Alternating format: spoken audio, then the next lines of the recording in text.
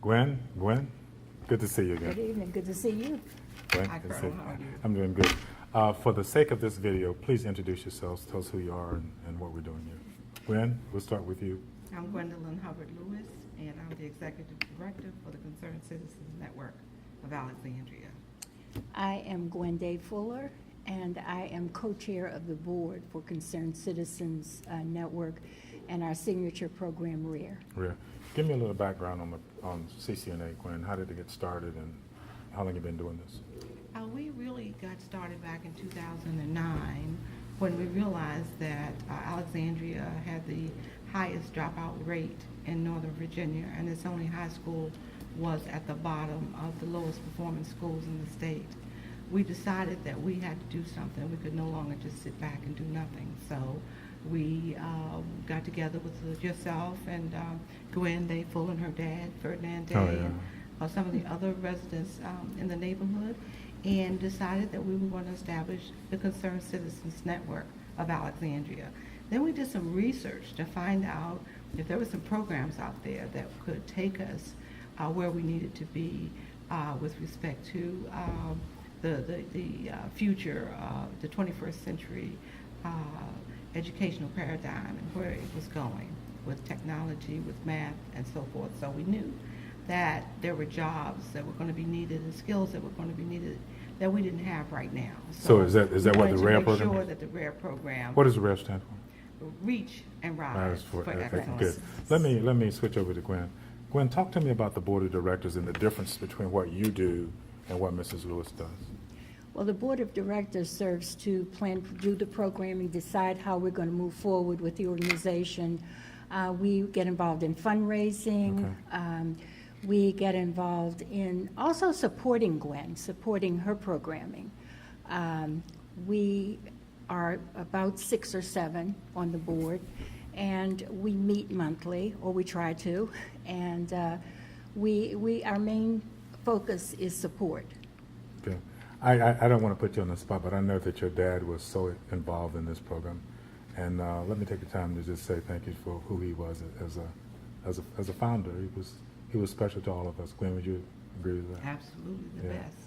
He's always here with us, so Always thank you. there. Thank you. So let's talk about fundraising and how easy it is, Gwen. Yeah.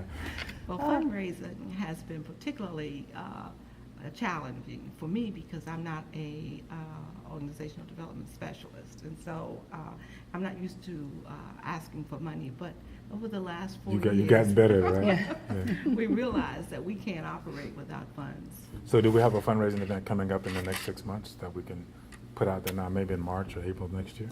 We are planning absolutely in March or April to have a fundraiser that everybody can come to, have a good time, and support the program for the next following school year. Fundraising has been so important to us because, we've had to struggle to stay alive.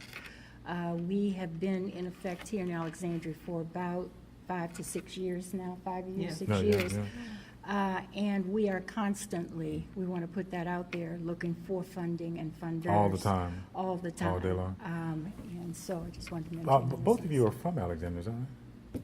All my life. Almost. So you're homegrown. And what about your background? Gwen, you were a teacher before? Or no, I'm sorry, Gwen?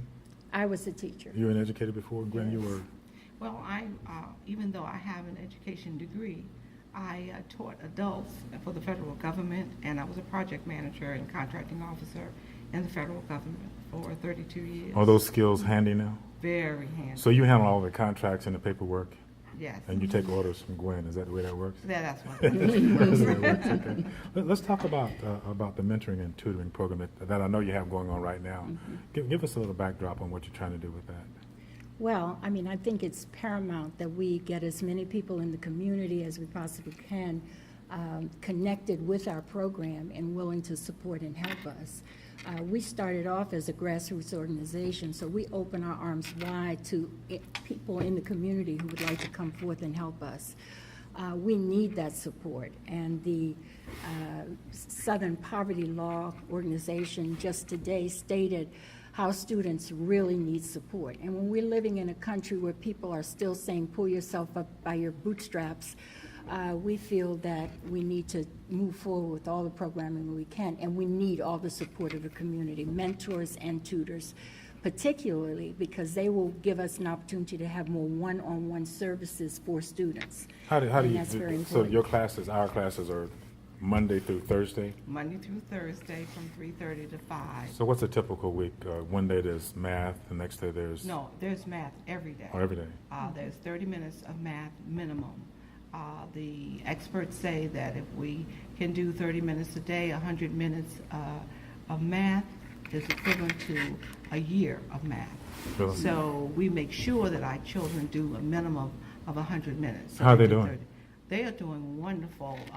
Last year, they exceeded their goals. They did more than 32,000 math Do you have any problems they solved. recent data that supports that? Oh, yes, we do, and I just happen to have some right here in front of Okay. me. The 40% of our children who participated throughout the program last year increased by at least one letter grade. Their A's, those that maintained A's and B's or improved in mathematics by at least one letter grade was 38%. Wow. And 47% of our children passed the mathematics SOL. So that was over 10%, only 10% last year. So do you work closely with the superintendent, and does the school know that we're doing this kind of stuff? We work very closely with the superintendent. In fact, we have a meeting coming up with him this week. We really need his support and the support of the school board Talk as about well. the challenges of partnership in a community like this and the value of it. I think that so many people are trying to do so many good things that sometimes not duplicating Right. is something that becomes difficult. So the more you can partner and work with others, the more you will not duplicate, and the children benefit from more services. I remember a few years back, Gwen had this chart. We had 10 students, or maybe it was 100, and she circled 30% of them, and she said, these 30% are being left through the crack, and that chart sticks with me. Are we still there, Gwen? Is that what we're still looking Oh, at? absolutely. There are so many middle school children. Now, understand, we focus on the middle school. That's one thing that prevents us from duplicating efforts, is that we did our research early on, and we found that it was the middle school who had a lack of services. We also have realized it's the middle school that's dropping out, not the elementary school children, Oh, okay. but the middle school children. But And why? Do you know why? What causes that? because they are the ones that have been passed along, and they end up here all in one place, 2 years behind in their schoolwork. So is there a connection in your mind between the parents and the kids dropping out? There's a connection between the parents and the children dropping out, their self-esteem, the lack of self-esteem. Don't you have don't we have a class for parent engagement? Does that complement what we're doing? We have 5 workshops this year planned to educate the parents in working with their children and advocating for them. Good. And that's going well, too? That's going really well. Hopefully this year will go a lot better because we have an excellent principal here now at Hammond. Okay. And she believes in networking and bringing and collaboration. So a strong And relationship with Hammond? A strong relationship with Hammond, a strong relationship with the programs within Hammond, the parent liaison, the community and schools, higher achievement.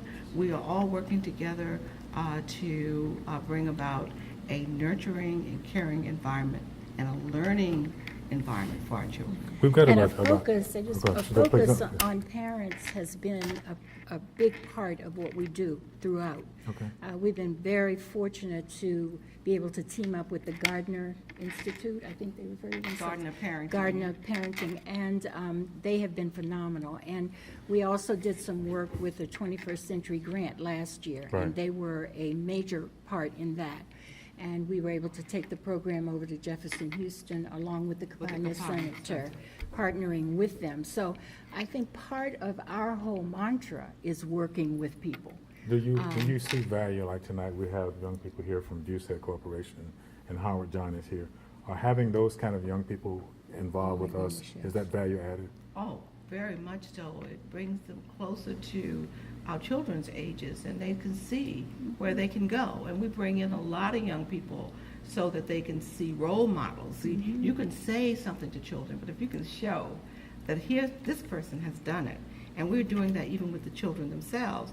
When they excel, we hold them up, and we reward them, and we have them competing so that they will begin to know, I can do it. Well, this is a paid political announcement, but ViewSet Corporation has been a long-time friend to me. And I'd like for you both to thank ViewSet for what they do for the organization. And I would he's right like there to on the camera. personally thank you for what you do for the organization and for being here this evening. Thank you. Thank you so much. What you do is very valuable to our children. We've got about 35 seconds left, and I want to give that time to you for your personal appeal to the community for help. Gwen, you go first. This is very good. I am glad to have this opportunity to ask you as a community to come forward and be a part of the village, because it takes a village, and all of you have something to offer. All of you have skills that can be transferred to our children to make them better people, better citizens in our community, our own community here in Alexandria, Virginia. Bring your talents, bring your funds, bring your hearts. Miss Boston Mass. I would just like to say that many times people see a program working and they think it's working, but they really don't have an idea of what goes on behind the scenes to make that program work.